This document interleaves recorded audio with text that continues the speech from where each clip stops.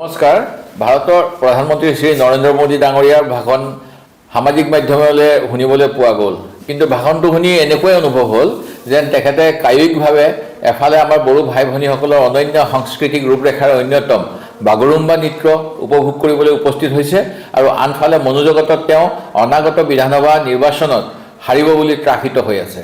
সেয়েহে তেখেতৰ ভাষণৰ প্ৰায় 20 মিনিট সময়ৰ 9 মিনিটমান অকল কংগ্ৰেছ দলকে আলোচনা কৰিলে। আচলতে প্ৰধানমন্ত্ৰী ডাঙৰীয়াই মুখ্যমন্ত্ৰী হিমন্ত বিশ্ব শৰ্মাৰ বিফলতা বিজেপিৰ বিসংবাদবোৰ লুকুৱাবলৈ বাৰে বাৰে আহিবলগীয়া পৰিস্থিতি হৈছে।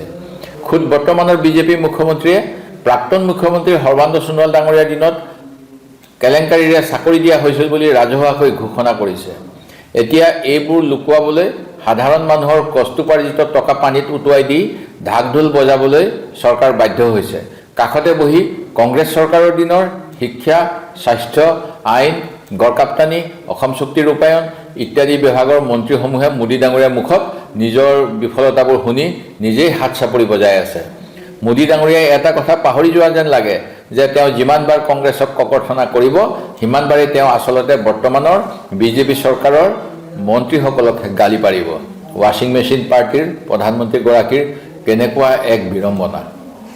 এইখিনিতে মোদী ডাঙৰীয়াই বাৰে বাৰে দোহৰা আন এটা তেখেতৰ প্ৰিয় মিছা কথাৰ কথা কওঁ। তেওঁ কয় যে কংগ্ৰেছে অনুপ্ৰৱেশকাৰী বহিষ্কাৰ নকৰিলে। আমি যদি অনুপ্ৰৱেশকাৰী সমৰ্থনকাৰী তেন্তে 2004 চনৰ পৰা 2014 চনলৈকে 10 বছৰত প্ৰায় 90,000 আমি কিয় বহিষ্কাৰ কৰিলোঁ? তেওঁলোকে যদি সঁচাই ইমান দেশপ্ৰেমী যোৱা 10 বছৰত তেওঁলোকে 15,000ও কিয় বহিষ্কাৰ কৰিব পৰা নাই? তেখেতে কৈ যোৱা 16 মে 2014 বাংলাদেশে তালিটোপোলা বন্ধাৰ প্ৰতিশ্ৰুতিৰ কথা নকলোৱে যেনিবা। আজি তেখেতে বেনাৰসৰ সাংগৰ হিচাপে নৰেন্দ্ৰ মোদী ডাঙৰীয়াৰ তাৰে স্থানীয় ব্যক্তিয়ে বহুকেইটা প্ৰাচীন মন্দিৰ মেচিন লগাই ভমাৰ বাবে তেখেতক বৰ্তমান ঔৰংজেব নাম দিছে। সেইবোৰ কোনে ক'ব? সবাতোকৈ গুৰুত্বপূৰ্ণ যে তেওঁ এইবাৰো আমাৰ মৰমৰ শিল্পপ্ৰাণ জুবিন গাৰ্গৰ নাম উচ্চাৰণ কৰিবলৈ অস্বীকাৰ কৰি গ'ল। কি কাৰণ সেয়া ৰাইজে বিচাৰ কৰিব। শেষত প্ৰধানমন্ত্ৰীগৰাকীক এটাই অনুৰোধ জনাম, যিমানবাৰ আপুনি অসমলৈ আহিব সিমানবাৰ আপোনাক স্বাগতম।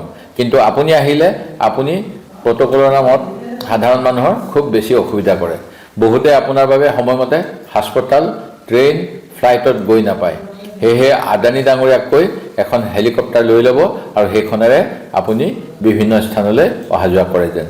ধন্যবাদ। আপুনি বাৰু হাড়ৰ সমস্যাৰ কাৰণে পাটনালৈ যাবলৈ চিন্তা কৰি আছে নেকি?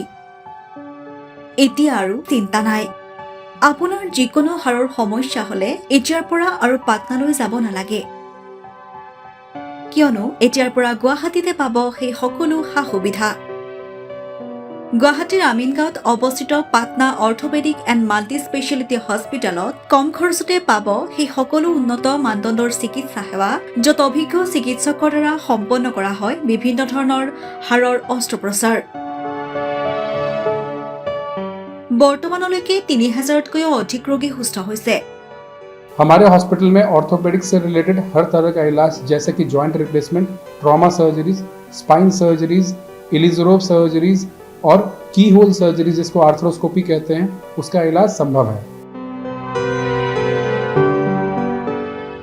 উন্নত মানদণ্ডৰ সা সুবিধা থকা হস্পিটেলখনত আছে 3টাকৈ VIP ৰুম,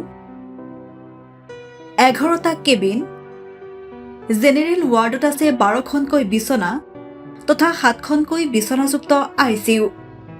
তাৰোপৰি এই হস্পিটেলখনৰ ভিতৰতে আছে ফাৰ্মাচীৰো সা সুবিধা।